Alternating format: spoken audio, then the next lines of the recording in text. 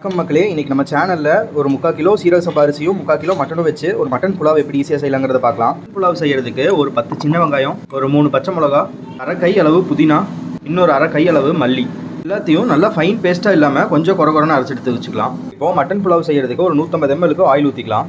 இப்போது ஆயில் நல்லா சூடானோடனே பட்டை, ஏலக்காய், பிரியாணி இலை, கொஞ்சமாக கல்பாசி, நம்ம போட்ட பொருளெல்லாம் நல்லா பொரிஞ்ச உடனே ஒரு 100 கிராம் அளவுக்கு பெரிய வெங்காயம்.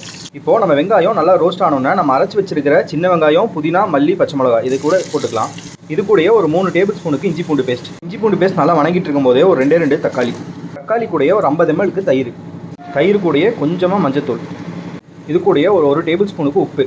ஆல்ரெடி மட்டன் வேக வைக்கும்போது 1 டேபிள் ஸ்பூன் உப்பு போட்டிருக்கேன், மொத்தமாக 2 டேபிள் ஸ்பூன். மசாலா கூடயே நல்ல ஒரு புளிப்பு டேஸ்ட் வரதுக்காக கொஞ்சமாக லெமன். இப்போது நம்ம மசாலா சூப்பராகவே ரெடி ஆயிடுச்சு. இது கூடயே மட்டனை இது கூட போட்டுக்கலாம்.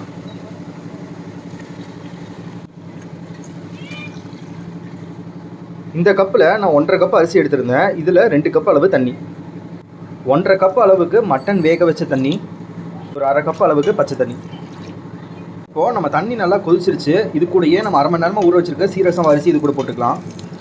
இப்போது அரிசியும் தண்ணியும் நல்லா ஈக்குவலாக வந்தோடனே கீழே ஒரு தோசைக்கல் வச்சு ஒரு 15 நிமிஷத்துக்கு தம் போட்டு எடுத்துக்கலாம். இப்போது ஒரு 15 நிமிஷம் நல்லா தம் போட்டதுக்கப்புறம் நம்ம மட்டன் புலாவ் சூப்பராகவே ரெடி ஆயிடுச்சு. இதே மாதிரி நிறைய வீடியோஸ் பார்க்குறதுக்கு மறக்காம நம்ம சேனலை சப்ஸ்கிரைப் பண்ணிக்கோங்க. வீட்டில் செஞ்சு பார்த்துட்டு எப்படி இருக்குன்னு கமெண்ட்டில் சொல்லுங்கள்.